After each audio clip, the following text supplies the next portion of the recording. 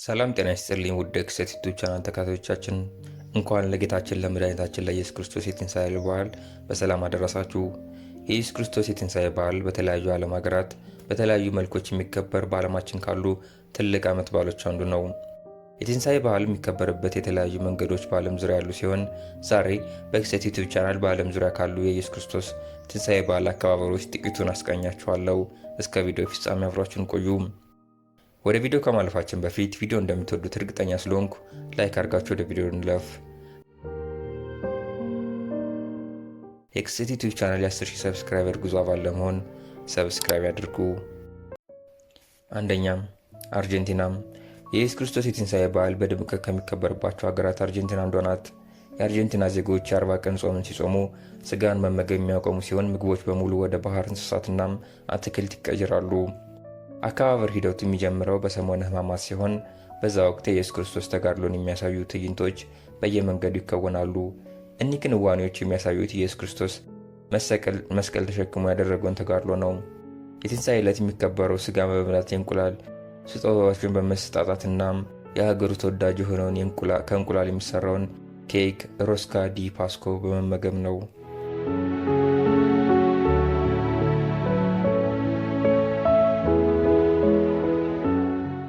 ሁለተኛም ግሪክ የብዙ ሃይማኖቶች መገኛ ማዕከል ከባህል ስጋ በመመገብ እንዲሁም በተለያዩ ቀለማት ያሸበረቁ እንቁላሎችን ስጦታ በመስጠት ይከበራል። ሌላው የዚህ ባህል አስገራሚ ክፍል የእንቁላል መስበር ነው። ለመልካም ምኞት ከጎረቤቶቻችሁ ጋር እንቁላል መሰባበር አለባችሁ።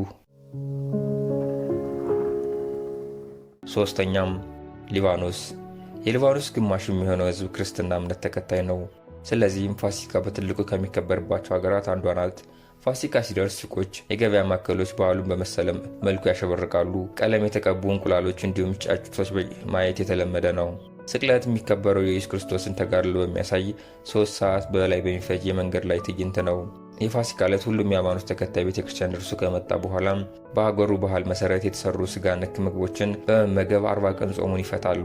ቤተሰብ ተሰብስቦ የሚያከብረው ይሄ በዓል ከሌሎች ለየት የሚያደርገው ለዚህ ተብሎ የሚዘጋጀው ማውል በመባል የሚጠራው ጣፋጭ ኬክ ነው።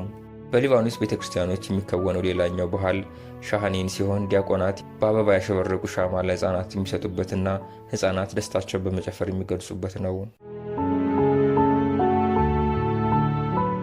አራተኛም ስኮትላንድ በስኮትላንድ ፋሲካ የሚከበረው እንደ ሌሎች የዓለም ሀገራት ቤተክርስቲያን በመሄድና በመመገብ ሲሆን ባህሉ ለየት ለማድረግ እንቁላል የማሽከርከር ጨዋታ በህፃናት ይከወናል። ፋሲካ በስኮትላንድ የእንቁላል በዓል ነው ቢባል ማጋነን አይሆንም። የተቀቀለ እንቁላል በተለያዩ ቀለማት ተሸፍርቆ በዓሉን ያደምቀዋል።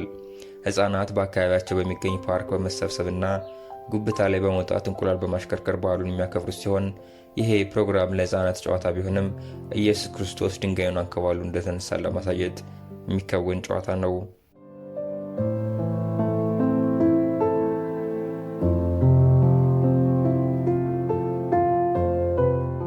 አምስተኛም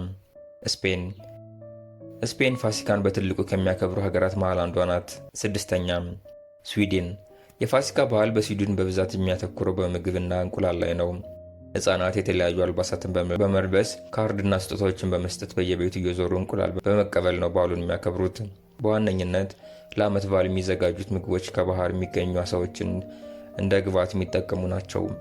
የምግቡ ፕሮግራም ካለቀ በኋላ በህፃናት የተሰበሰቡ እንቁላሎች ከከፍታ ላይ ሆነው ወደታች በመልቀቅ ጨዋታቸውን ይቀጥላሉ።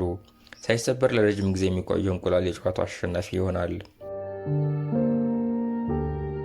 ሰባተኛም ፈረንሳይ በፈረንሳይ የቤተ ክርስቲያን ደወሎች በየቀኑ የሚሰሙ ሲሆን ፋሲካ ሲደርስ ለ3 ቀን ቆመው የፋሲካ ዕለት ነው ድምፁ የሚያሰሙት። በሀገሬ ሰዎች ዘንድ ደወሎች ለ3 ቀን ስራ የሚያቆሙት ወደ ሮም ለመባረክ ሂደው እንደሆነ ይታመናል። ከዛም ሲመለሱ ቸኮሌትና ሌሎች ጣፋጭ ነገሮችን ይዘው ነው የሚመጡት።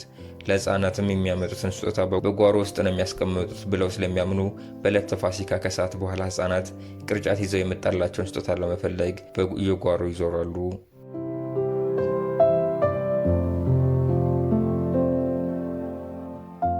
ስምንተኛ ጀርመን በጀርመን ፋሲካ ለየት ባለ መልኩ ነው የሚከበረው። ከቤተ ክርስቲያን መልስ ህፃናት ለቤተሰቦቻቸው ያዘጋጁላቸውን ቅርጫት በመጠቀም አደን ይወጣሉ። የሚያድኑት እንስሳትን ሳይሆን በዘመዶቻቸው በየጫካው የተደበቁትን ስጦታዎችን ነው።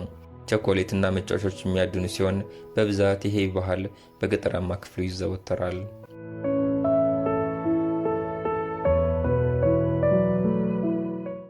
9ኛም አሜሪካም በሀገር አሜሪካ በፋሲካ ዕለት ቤተክርስቲያን ከመሄድና ከመመገብ በተጨማሪ የበዓል ድባቡን ትልልቅ የጣፋጭ አምራች ድርጅቶች ይቆጣጠሩታል። ለዚህ ቀን ብሎ የሚያዘጋጇቸው የተለያዩ ጣፋጭ ነገሮች በዓሉን በአሜሪካ ጎጉ ያደርጉታል። ሌላው በዚች ሀገር በዓሉ ለየት የሚያደርገው በዋሽንግተን ዲሲ ያለው አከባበር ነው። እንደ አውሮፓውያን አቆጣጠር በ1878 እንደተጀመረ የሚነገርለት ይህ ክንውን ማንም በዋሽንግተን የሚገኝ ሰው የሚሳተፍበት በነጩ ቤተ መንግስት የሚዘጋጅ ዝግጅት ነው። ፕሬዚዳንቱን ጨምሮ ሌሎች ከፍተኛ ኃላፊዎች በዚህ የሚሳተፉ ሲሆን እንቁላል፣ ቀለም በመቀባትና በሌሎች ስራዎች በዓሉን ያከብሩታል።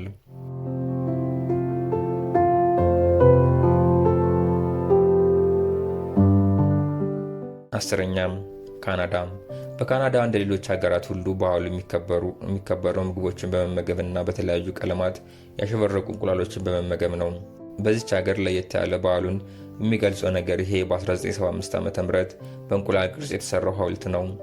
ዩክሬኖች በካናዳ የሰፈሩበትን ጊዜ ለማስታወስ የተሰራው እንቁላል የሃረም አርኪቴክቸር የደረሰበትን ጥበብ ማሳያ ተደርጎ ይወሰዳል። ዛሬም ቪዲዮን እዚህ ላይ ፈጸምኩ። አብራችሁን ስለቆያችሁ አመሰግናለሁ። ቪዲዮን ከወደዱት ላይክ፣ እንዲሁም ያላችሁን አስተያየት ኮሜንት መስጫው ላይ አስፍሩልኝ። በቀጣይ እንዲህ የሚያስገርምና የሚያስደንቅ ቪዲዮ ስለቅ መልእክት ሊደርሳችሁ እና የክስተት ዩቲዩብ ቻናል የ10,000 ሰብስክራይበር ጉዞ ቤተሰብ አባል ለመሆን ሰብስክራይብ አድርጋችሁ ደውል ምልክቷን ተጫኗት።